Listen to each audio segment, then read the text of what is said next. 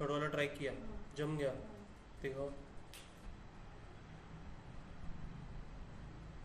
Okay ठीक है, सही किया है। सिर्फ इनर कॉलम में अभी ये जो अमाउंट लिख रहे हो ना, ये ब्रैकेट में क्यों लिखे? ब्रैकेट में अपन तब लिखते हैं जो माइनस करना होता है। नहीं नहीं नहीं, एक साथ ही लिखना है और आउटर कॉलम में लेके जाना है। और दूसरी बात, जब आपको इन्फॉर्मेशन जो क्वेश्चन में जो इन्फॉर्मेशन गिवन है उसमें अगर यूनिट्स मेंशन ही नहीं है तो यूनिट्स का कॉलम नहीं बनाया तो भी चलेगा। अगर यूनिट्स मेंशनड है तो हमको यूनिट्स का कॉलम बनाना पड़ेगा, यूनिट्स मेंशन नहीं है तो फिर एक मतलब नहीं बनाया वो कॉलम। हाँ बना सकते हैं, कोई इशू नहीं उसमें। ओके वेरी गुड, अगर अच्छे से जम गया तो बहुत अच्छी बात है। कितनी देर में हुआ सॉल्व? टाइम नहीं लगा, टाइम लगाना। घर पे जो भी क्वेश्चन कर रहे हो टाइम के साथ होना चाहिए। ओके तो फिर आज का टारगेट अपन सिर्फ अपना क्वेश्चन नंबर 4 और पास्ट एग्जामिनेशन क्वेश्चन ही करते हैं। नया चैप्टर कल से चालू करेंगे। क्वेश्चन नंबर 4 देखेंगे, क्या बोला है क्वेश्चन नंबर 4 में। Following are the manufacturing account, creditors account and trading account provided by miss Shivi related to 2016-17. There are certain figures missing from these accounts. मतलब आपको रॉ मटेरियल अकाउंट दिया है, क्रेडिटर्स और मैन्युफैक्चरिंग अकाउंट दिया है, इसमें कुछ फिगर्स मिसिंग है, ठीक है। एडिशनल इंफॉर्मेशन अपने को कुछ दी है और लास्ट में बोला है you are required to prepare revised manufacturing account and raw material account. मतलब आपको मैन्युफैक्चरिंग अकाउंट रिवाइज्ड और रॉ मटेरियल अकाउंट आपको फिर से बनाना है, क्रेडिटर्स अकाउंट बनाने की जरूरत नहीं है, ठीक है। एडिशनल इंफॉर्मेशन में क्या दिया है आपको, purchase of machinery worth ₹10 lakhs has been omitted, machinery are chargeable at a depreciation rate of 10%, ठीक है। तो अगर हम यहाँ पे रॉ मटेरियल अकाउंट देखें तो आपको opening stock of raw material दिया है, क्रेडिटर्स कुछ अमाउंट नहीं है, रॉ मटेरियल कंज्यूम्ड कुछ अमाउंट नहीं है, क्लोजिंग स्टॉक कुछ अमाउंट नहीं है, क्रेडिटर्स ओके, क्रेडिटर्स में कुछ मिसिंग वैसे दिया नहीं है। मैन्युफैक्चरिंग अकाउंट अगर देखेंगे तो रॉ मटेरियल कंज्यूम की फिगर नहीं है, बाकी आपको एक्सपेंसेस दिए हैं डेबिट साइड में और क्रेडिट साइड में आपको ट्रेडिंग अकाउंट में कितना लेके गया वो अमाउंट दिया हुआ है, ओके। अभी उनका ये बोलना है कि purchase of machinery worth ₹10,000 has been omitted, मतलब हमने 10 लाख की मशीनरी को रिकॉर्ड करना ही भूल गए। Machinery are chargeable at a depreciation rate of 10%, मतलब अगर मैं वो रिकॉर्ड करता तो मैं मशीनरी पे के ऊपर डेप्रिसिएशन भी चार्ज करता, और मशीनरी के ऊपर डेप्रिसिएशन चार्ज करता तो फिर वो मैन्युफैक्चरिंग अकाउंट में मशीनरी आ जाती, उसका डेप्रिसिएशन आ जाता, बराबर ना। तो मतलब यहाँ पे एक डेप्रिसिएशन के नाम का एंट्री हो जाता, डेप्रिसिएशन के नाम में डेबिट हो जाता 10 लाख का 10% यानी 1 लाख, हाँ है ना। उसके बाद wages include the following, paid to factory workers 3 lakh और paid to labour at office 50,000। Total wages कितना दिया हमने, 3,50,000 का वेजेस दिया है, ठीक है। रॉ मटेरियल के अकाउंट में नहीं जाएगा, बोल वो ये रहे हैं कि 3.5 लाख जो वेजेस दिए उसमें से 3 लाख रुपए फैक्ट्री वर्कर्स को दिए और 50,000 ऐसे लेबर को दिए जो ऑफिस में काम कर रहे थे।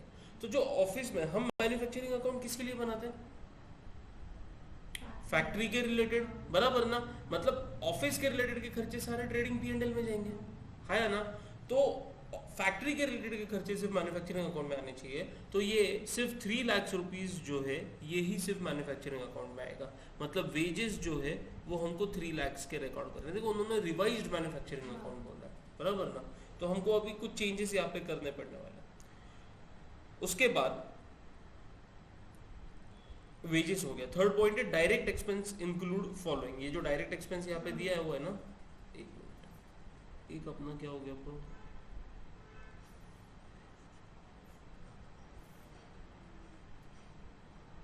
डेप्रिसिएशन ऑलरेडी है ना यहाँ पे, ये जो 2 लाख रुपए जो डेप्रिसिएशन है वो जो, हाँ उसी में 1 लाख अपन ऐड करेंगे क्योंकि हमने इसको ओमिट किया था पूरी तरीके से।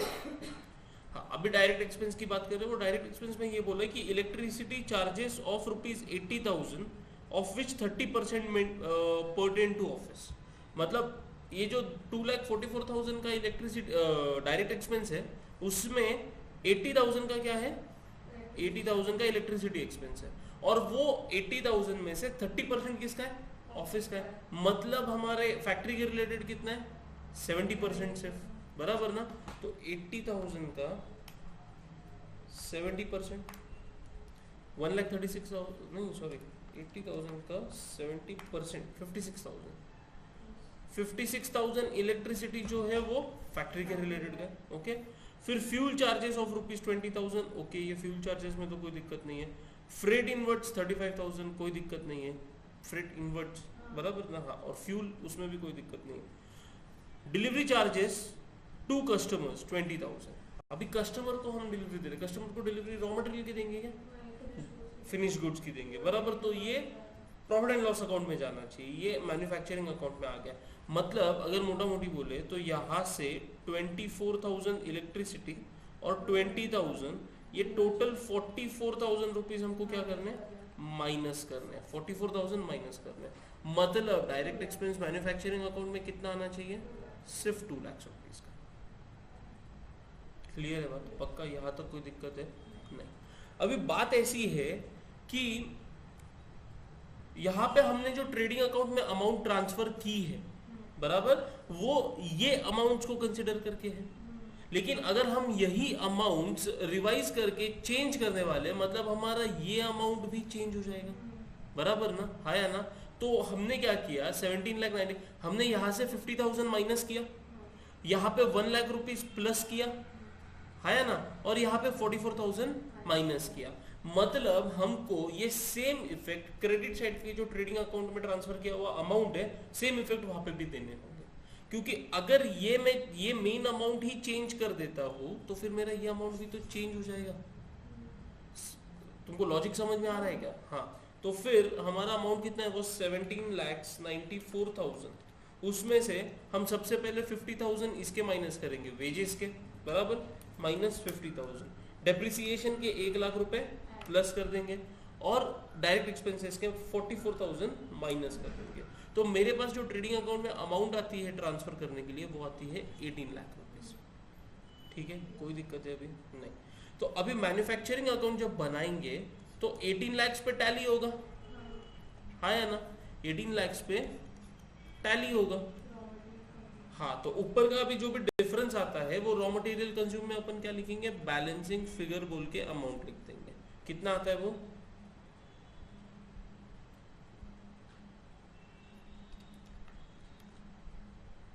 $18 lakhs minus 3 lakhs minus 3 lakhs minus 2 lakhs 10 lakhs, बराबर ना? ये 1 लाख नहीं लेना, डेप्रिसिएशन टोटल 3 lakhs का लेना, बराबर ना? तो 10 लाख रुपए का मेरा क्या आ गया? रॉ मटेरियल कंज्यूम आ गया, बराबर। अभी मतलब मुझे ये एक अमाउंट यहाँ पे मिल गई, raw material consume 10 lakh. Obviously बात है ना, अगर मैं रॉ मटेरियल 10 लाख मतलब मैन्युफैक्चर अकाउंट को डेबिट कर रहा हूँ कंज्यूम्ड का, तो रॉ मटेरियल को भी जाना चाहिए 10 लाख रुपीज, हाँ है ना? हाँ। अभी दूसरी बात, अभी अपने को रॉ मटेरियल अकाउंट भी कंप्लीट करने का है, हाँ है ना? क्रेडिटर्स अकाउंट अगर आप देखोगे तो वो टैली नहीं हो रहा है, बराबर, ये टैली नहीं हो रहा। मतलब मेरे पास 28 लाख डेबिट बैलेंस है, मतलब मेरा 28 लाख पर टैली होना चाहिए, क्रेडिट में 15 लाख ही, बराबर ना? तो 5 ऊपर 5 और 8 13 लाख रुपीज का क्या हो रहा है? मैं अगर यहाँ पे 13 लाख रुपीज लिख दूं तो क्या मेरा क्रेडिटर्स अकाउंट टैली हो जाएगा? हाँ। तो ये आ जाएगा बाय रॉ मटेरियल परचेज, तो हमने बाय रॉ मटेरियल लिख दिया, बराबर, 13 लाख। तो ये यहाँ पे क्रेडिटर्स में यहाँ पे भी आ जाएगा 13 लाख, बराबर। और अभी अगर हमको ये सारे फिगर्स मिल गए तो क्लोजिंग स्टॉक भी मिल जाएगा 13 और एक 14 लाख पे टैली होना चाहिए, तो ये हमारा आ जाएगा 4 लाख। क्या अभी बना सकते हैं अपन?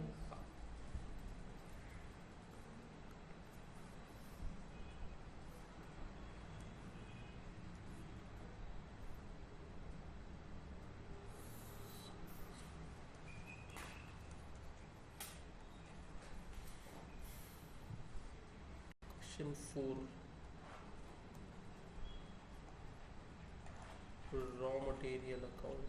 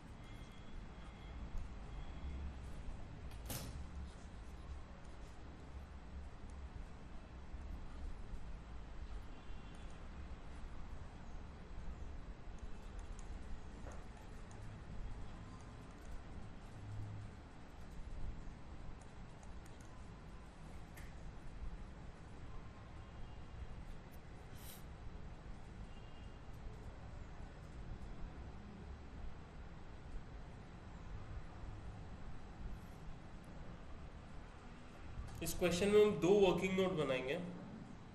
एक बनाएंगे हमने जो ट्रेडिंग अकाउंट में ट्रांसफर करने का ये 18 लाख रुपीस निकाला है ना, इसका वर्किंग नोट बनाएंगे। बाकी यहाँ पे वेजेस, डेप्रिसिएशन और डायरेक्ट एक्सपेंस में वहीं पे अपन प्लस माइनस कर सकते हैं, लेकिन यहाँ ये 18 लाख लाने का एक मतलब वो सेम लॉजिक है, लेकिन उसका एक वर्किंग नोट बनाया जाएगा, ठीक है। और दूसरा वर्किंग नोट हम बनाएंगे ये, हाँ, रॉ मटेरियल का बैलेंस जो हमने 13 लाख रुपीस निकाला उसके लिए। तो पहले तो क्वेश्चन में जो इन्फॉर्मेशन गिवन है एज इट इज अपन वैसे लिख देते, मतलब रॉ मटेरियल अकाउंट की, रॉ मटेरियल में लिख दो 2 ओपनिंग स्टॉक, उसमें कोई चेंज नहीं होने वाला है। 2 opening stock 1 lakh,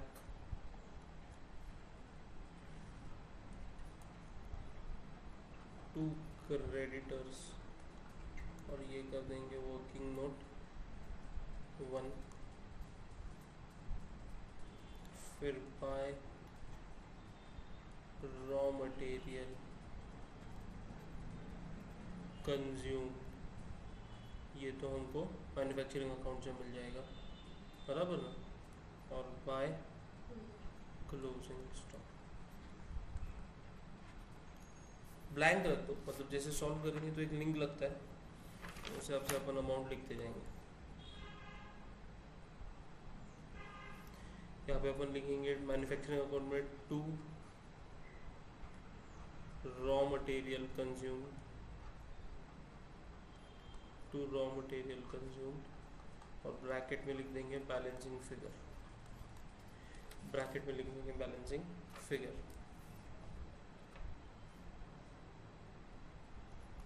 2 wages, bracket में कैलकुलेशन दिखाएंगे 3,50,000 माइनस 50,000, अमाउंट के हम कॉलम में आया 3 लाख।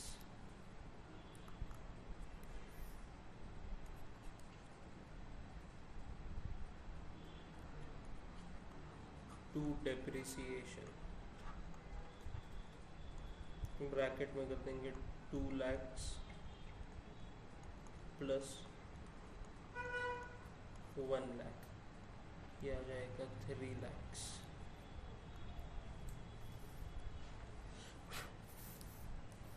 फिर लिखेंगे 2 डायरेक्ट एक्सपेंस, नीचे ब्रैकेट में 2,44,000, इसमें से दो अमाउंट माइनस हुए ना, माइनस 24,000 और माइनस 20,000, ये आया 2 lakhs।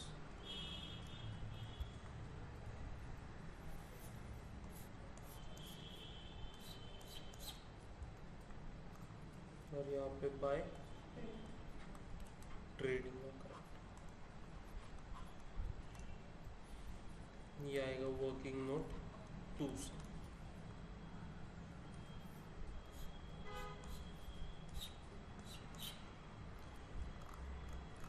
वर्किंग नोट 1 बनेंगे पहले,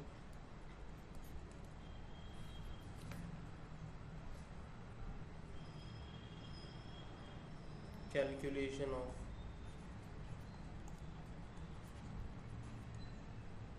purchase of raw material,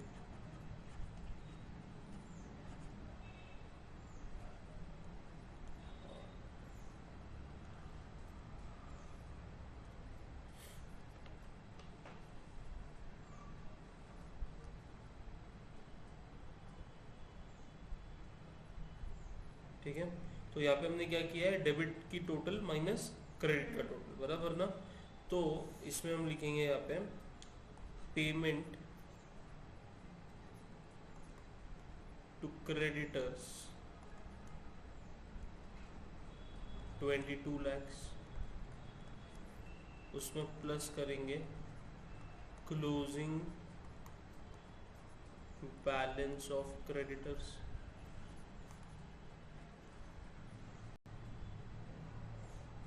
6 lakhs, और माइनस करेंगे ओपनिंग बैलेंस ऑफ क्रेडिटर्स,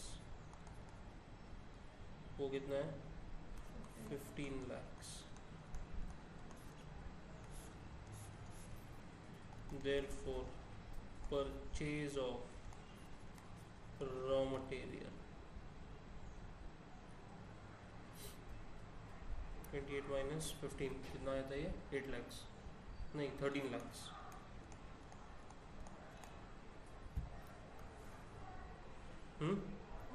तो यहाँ पे रॉ मटेरियल अकाउंट में अपन इसको लिख देंगे यहाँ पे 13 lakhs उधर वो अमाउंट आनी चाहिए। फिर working note 2 calculation of cost of goods manufactured. Trading account में जो जाता है वो कॉस्ट ऑफ गुड्स मैन्युफैक्चर्ड होता है, ठीक है।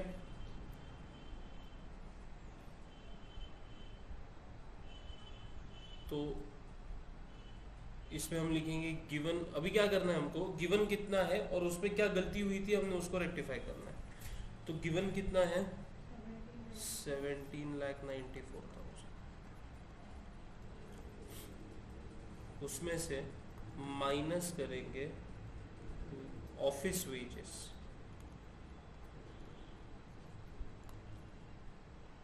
50,000 प्लस करेंगे depreciation on omitted machinery, depreciation on omitted machinery bracket में यहाँ पे कैलकुलेशन भी दिखा देंगे 10 lakhs इंटू 10%, ये आता है 1 lakh। फिर माइनस करेंगे, अभी दो अमाउंट माइनस करनी है, एक तो हाँ तो फर्स्ट जो इलेक्ट्रिसिटी चार्जेस है उसका ऑफिस का इलेक्ट्रिसिटी चार्जेस, तो यहाँ पे लिखेंगे ऑफिस इलेक्ट्रिसिटी चार्जेस, ब्रैकेट में दिखाएंगे 80,000 इंटू 30%, या आता है 24,000, ये अमाउंट के कॉलम से माइनस करना है। और minus delivery charges to customers 20,000, तो ये आया हमको मिला था कितना, ये 18 lakhs। इसको हम बोलेंगे therefore revised cost of goods manufactured, revised cost of goods manufactured, ठीक है। ये आया कितना 18 lakhs। मैन्युफैक्चरिंग अकाउंट में ट्रेडिंग अकाउंट के नाम से 18 lakhs डाल दो। रॉ मटेरियल कंज्यूम्ड आएगा हमारा 10 लाख बैलेंसिंग फिगर, ठीक है। और 18 lakhs पे टैली कर दो मैन्युफैक्चरिंग अकाउंट,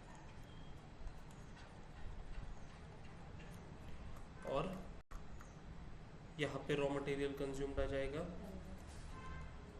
10 lakhs, और क्लोजिंग स्टॉक हमारा होगा बैलेंसिंग फिगर 4 lakhs, टैली हो जाएगा 14 lakhs पे। समझ में आया? ऐसे टाइप का क्वेश्चन आए तो कैसे अप्रोच करने का।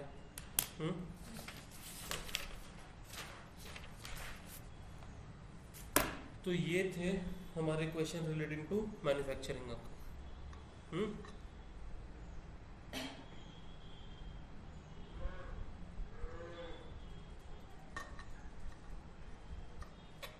एग्जाम में क्वेश्चन मैन्युफैक्चरिंग अकाउंट बनाने का भी आ सकता, ठीक है। या तो फिर मतलब मैन्युफैक्चरिंग अकाउंट बनाने के लिए आया तो 5 मार्क के लिए आ जाएगा, या तो फिर आपको फाइनल अकाउंट्स के क्वेश्चन में ही ट्रेडिंग P&L नहीं बनाना है, आपको सीधा क्या बनाना है, मैन्युफैक्चरिंग अकाउंट बनाना है। जैसे यहाँ पे हमने क्वेश्चन पेपर लास्ट ईयर का डाउनलोड किया था, लास्ट अटेम्प्ट का, और उसमें ये हमारा क्वेश्चन था question 5B। On 31st March 2021, trial balance of Mr. Black was as follows. अभी आपको ट्रायल बैलेंस और कुछ इंफॉर्मेशन गिवन है, मैंने इसका प्रिंट भी निकाला है।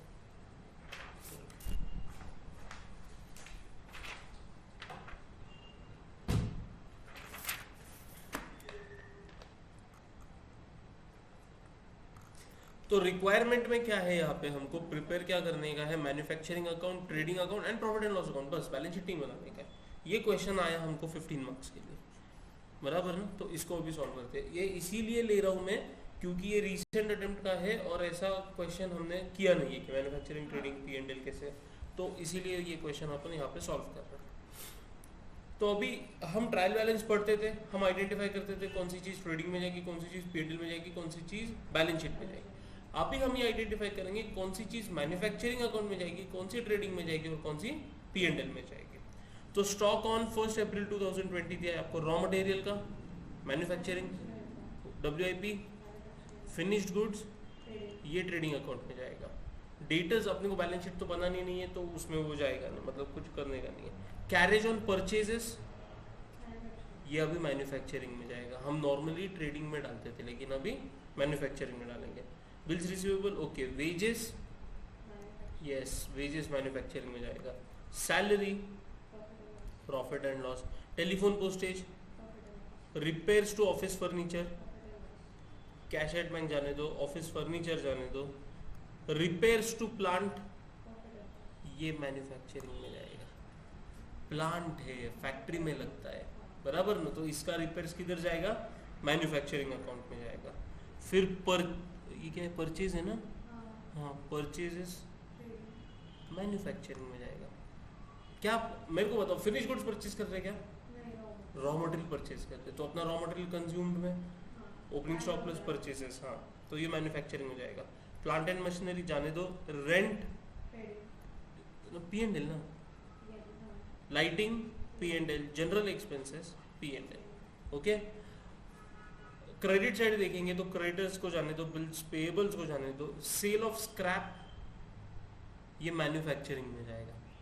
सेल ऑफ स्क्रैप ये मैन्युफैक्चरिंग में जाएगा। हम जैसे रॉ मटेरियल लिया, बराबर, उसमें हम कुछ अभी WIP में गया है, बराबर, उसमें से फिनिश गुड्स बाजू में निकलेगा, लेकिन कुछ हो सकता है ना कि कचरा भी बाहर निकले, कूड़ा भी बाहर निकले, तो हम वो स्क्रैप में भेज देते हैं, ठीक है। तो ये है किसके रिलेटेड, मैन्युफैक्चरिंग के रिलेटेड, तो जाएगा किधर, मैन्युफैक्चरिंग अकाउंट में। Commission received, P and L. Provision for doubtful debts, P and L. क्या कर रहे हो, RDD है ये। Commission received, P and L, doubtful, RDD, P and L. Capital account जाने दो, सेल्स, सेल्स ट्रेडिंग अकाउंट में जाएगा, सेल्स ट्रेडिंग अकाउंट में जाएगा, ओके। मैन्युफैक्चरिंग में हम कॉस्ट ऑफ गुड्स मैन्युफैक्चर्ड निकालते हैं, बस वो ट्रेडिंग में ट्रांसफर करते हैं। और फिनिश गुड्स का ओपनिंग स्टॉक, क्लोजिंग स्टॉक और सेल्स, ये किधर आने वाला है, ट्रेडिंग अकाउंट में, और फिर हमको मिलेगा ग्रॉस प्रॉफिट, ठीक है, ओके। नेक्स्ट आगे बढ़ेंगे तो following additional information is available. Stock on 31 March 21 आपको बोला है, रॉ मटेरियल का मैन्युफैक्चरिंग में जाएगा, फिनिश गुड्स का ट्रेडिंग में जाएगा और WIP का मैन्युफैक्चरिंग में जाएगा। Salaries and wages unpaid for the year ended 31 March 21 were respectively 9,000 and 20,000। 9,000 रुपए आउटस्टैंडिंग सैलरी है, सैलरी को एक डॉट दे दो, और 20,000 आउटस्टैंडिंग वेजेस है तो वेजेस को एक डॉट दे दो, ठीक है। उसके बाद machinery is to be depreciated by 10% and office furniture by 7.5%। तो डेप्रिसिएशन अभी मतलब ये डेप्रिसिएशन ऑन मशीनरी जो है वो मैन्युफैक्चरिंग में जाएगा, डेप्रिसिएशन ऑन फर्नीचर जो है वो पी एंड एल में जाएगा। लेकिन अभी अगर अपन यहाँ पे देखेंगे तो ऑफिस फर्नीचर का बैलेंस 1 लाख रुपए दिया है और प्लांट एंड मशीनरी का बैलेंस अपने को 7 लाख रुपए दिया, इसके ऊपर अपने को कैलकुलेट करने का, ओके। आगे बोला गया A provision for doubtful debts is to be maintained at 1% of sales. 1% of sales बोला, ये ध्यान रखना। हम नॉर्मली डेटर्स पे कैलकुलेट करते हैं, लेकिन उन्होंने बोला क्या है, सेल्स, तो जिस पे बोला उस पे कैलकुलेट करेंगे। तो अभी अपने पास बैट ये जो provision for doubtful debts original given है, original in the sense trial balance में जो गिवन है, ये जाएगा हमारे फॉर्मेट में, ये जाएगा हमारे फॉर्मेट में। ये क्या हो गया, ओल्ड RTD हो गया। हमारा फॉर्मेट क्या है, old bad debts plus new bad debts plus new RTD minus old RTD, बराबर ना। हमको यहाँ पे जो गिवन है ये क्या है, ओल्ड है। ये कितना है, 16,500, बराबर। ओल्ड बैड डेब्ट नहीं है, न्यू बैड डेब्ट नहीं है, लेकिन उन्होंने न्यू आरडीडी बोला है अपने को। New RDD 1% of sales. Sales कितना है, 16,72,000 का 1% कैलकुलेट करो। 16,72,000 का 1%, 16,720। ओके, हमने क्या बोला था, अगर पॉजिटिव आया तो पी एंड एल के डेबिट में, बराबर ना। तो ये 220 रुपया क्या होगा, पी एंड एल के डेबिट में जाए, बराबर। बैलेंस शीट तो बनाने की नहीं है, तो बात उसकी आती नहीं है यहाँ पे, है ना। यूजुअली क्या होता है, देखो दिया किधर है provision for doubtful debts, credit balance दिया है, हम पी एंड एल के क्रेडिट में लिख देंगे उसको। ऐसा नहीं करने का, इसीलिए पहले ही अपने को आइडेंटिफाई करने का है कि पी एंड एल के डेबिट में जाएगा या क्रेडिट में जाएगा, समझा। ओके, तो ये हो गया बैड डेब्ट आरडीडी का। Rent is to be charged as 3/4 to factory and 1/4 to office. मतलब यहाँ पे हमको जो रेंट दिया है ना, ये पूरा पी एंड एल में जा ही नहीं सकता। ये रेंट और लाइटिंग दोनों की बात होने वाली है अभी यहाँ पे। रेंट में ये जो 60,000 है, इसका 2/3 ये मैन्युफैक्चरिंग अकाउंट में जाएगा, और बचा हुआ 1/3 ये पी एंड एल में जाएगा। सिमिलरली लाइटिंग के केस में भी क्या बोला है उन्होंने, लाइटिंग 2/3 फैक्ट्री और 1/3 ऑफिस। नहीं नहीं नहीं, रेंट 3/4 और 1/4 बोला है उन्होंने।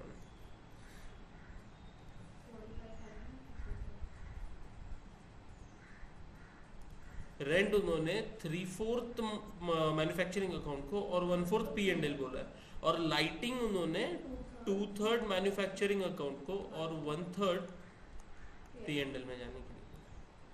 अच्छा, ये क्वेश्चन है हमको इसमें अभी मैन्युफैक्चरिंग, ट्रेडिंग और पी एंड एल अकाउंट बनाने का। तो in the books of mister black start करेंगे।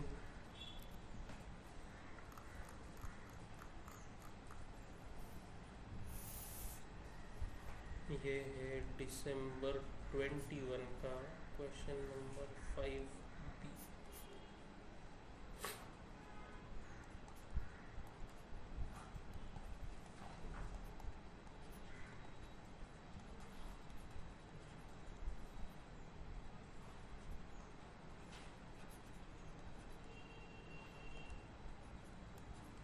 Manufacturing account for the year ended 31st March, क्या बोला इन्होंने, 21।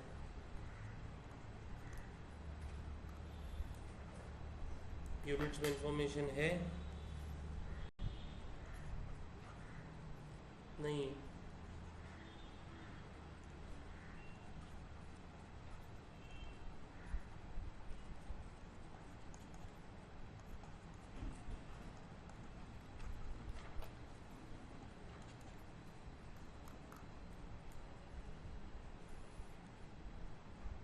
उसके बाद trading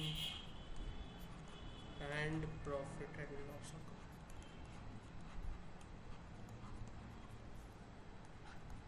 for the year ended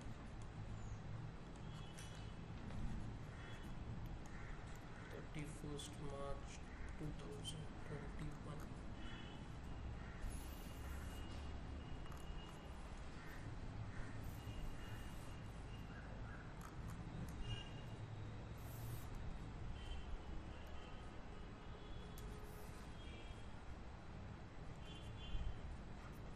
ready format,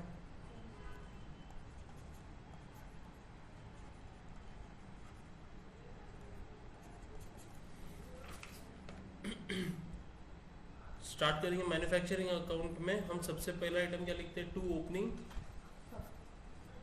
WIP,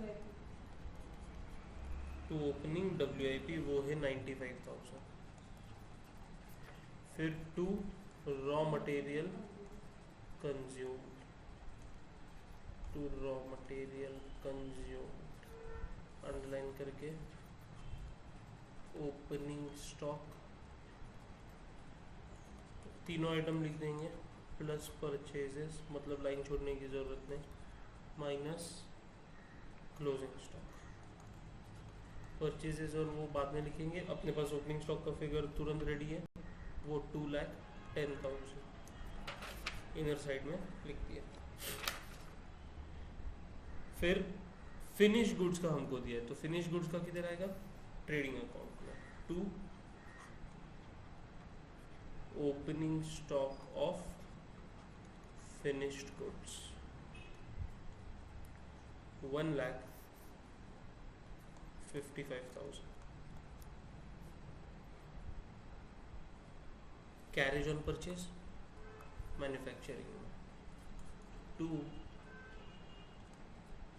carriage on purchase 15,000। Bills receivable जाने दो, टू वेजेस, इनर कॉलम में लिखना 1,30,000। सैलरीज पी एंड एल में जाएगा, ट्रेडिंग के लिए एक जगह छोड़ के क्लोज कर दो और फिर लिखो टू सैलरीज। ये भी इनर में ही जाएगा ना, एडजस्टमेंट है 1 लाख। एक लाइन छोड़ के to telephone and postage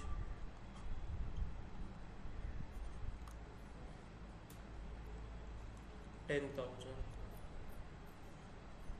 to repairs to office furniture 3,500। Cash at bank नहीं आएगा, ऑफिस फर्नीचर नहीं आएगा, रिपेयर्स टू प्लांट ऊपर जाएगा मैन्युफैक्चरिंग अकाउंट में। वेजेस के नीचे एक लाइन छोड़ना और फिर लिखना to repairs to plant 11,000। Okay, फिर परचेजेस ये अपन ऊपर ऐड करेंगे रॉ मटेरियल कंज्यूम्ड में 8,50,000। फिर प्लांट एंड मशीनरी जान दो, रेंट, और रेंट का बाइफर्केशन अपने को मालूम है ना।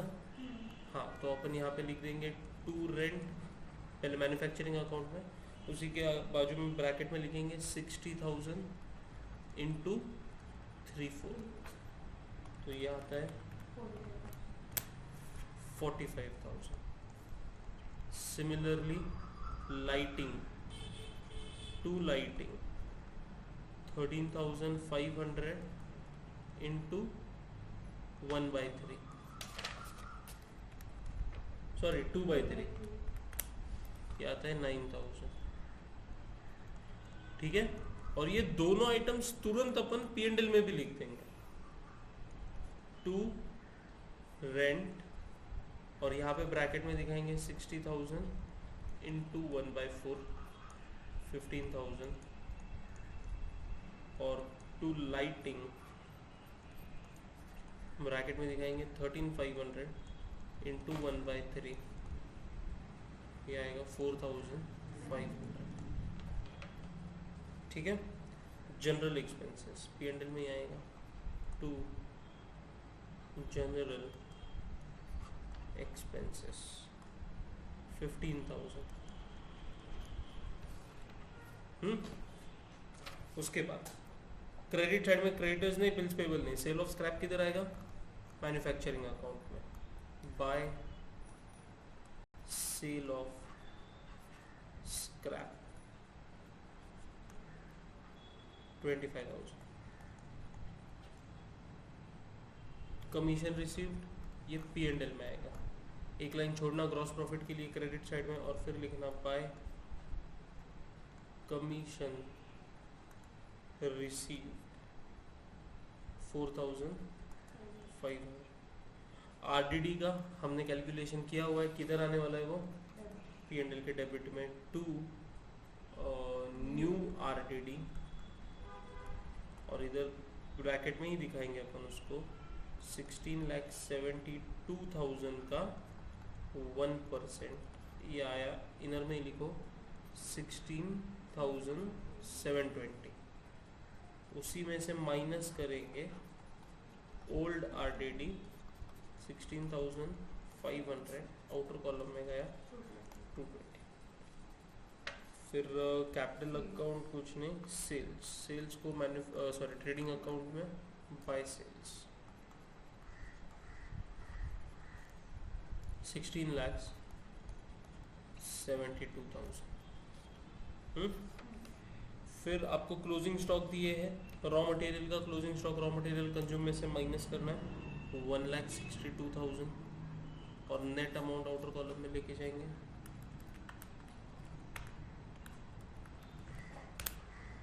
8,98,000 आ रहा है। फिर फिनिश्ड गुड्स ये ट्रेडिंग अकाउंट में आएगा, सेल्स के नीचे by closing stock of finished goods 1,81,000 बराबर। और closing stock of WIP manufacturing by closing stock of WIP या क्लोजिंग WIP 78,000। अभी एडजस्टमेंट में और बचा है सैलरीज 9,000, तो P&L में सैलरीज में प्लस कर देंगे आउटस्टैंडिंग 9,000, आउटर कॉलम में 1,09,000 और वेजेस 20,000 है, तो ये मैन्युफैक्चरिंग अकाउंट में प्लस करेंगे आउटस्टैंडिंग 20,000, आउटर कॉलम में 1,50,000। डेप्रिसिएशन ऑन मशीनरी आएगा 2, मैन्युफैक्चरिंग अकाउंट में डेबिट करो 2 डेप्रिसिएशन ऑन मशीनरी, ब्रैकेट में दिखाएंगे। प्लांट एंड मशीनरी का बैलेंस देखो, ट्रायल बैलेंस में क्या गिवन है, नीचे से 4th आइटम 7 lakhs, तो 7 lakhs का 10% यानी 70,000।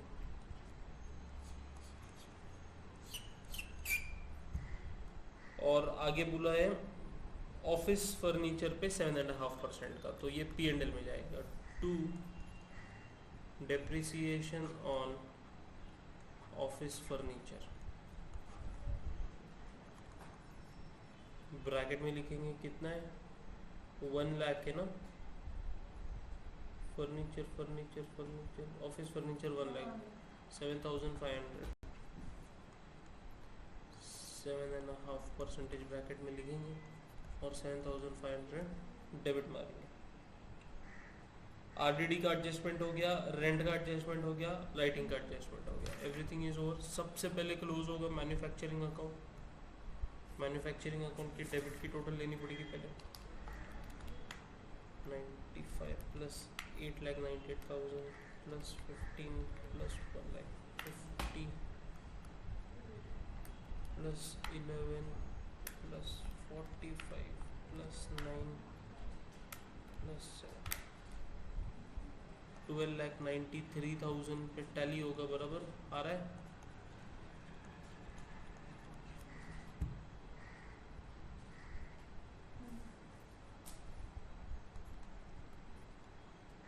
बाय ट्रेडिंग अकाउंट लिखेंगे और ब्रैकेट में क्या लिखेंगे,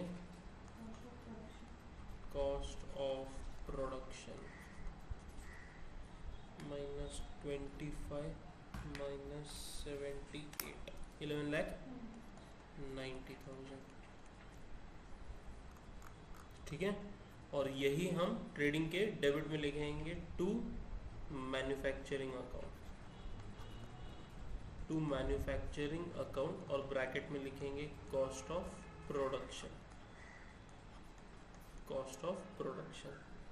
11,90,000, ठीक है। अभी ट्रेडिंग अकाउंट में क्रेडिट का टोटल लेंगे 16,72,000 प्लस 1,81,000, 18,53,000 पे टैली होगा माइनस करेंगे 1,55,000 माइनस 11,90,000, तो to gross profit carried down, to gross profit carried down 5,08,000, और P&L में by gross profit brought down 5,08,000 plus 4,500 tally हो जाएगा 5,12,500 पे, 5,12,500 minus 1,09,000 10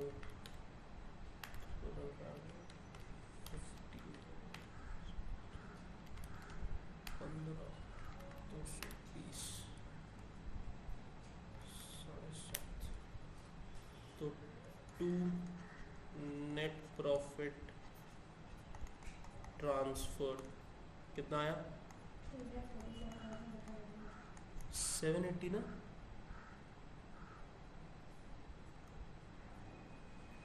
5,08,000 plus 5,08,000 plus 4,500 minus 1,09,000 minus 10,000 minus 3,500 15 4,500 15 220 और 7,500 347 780 आता है। हाँ।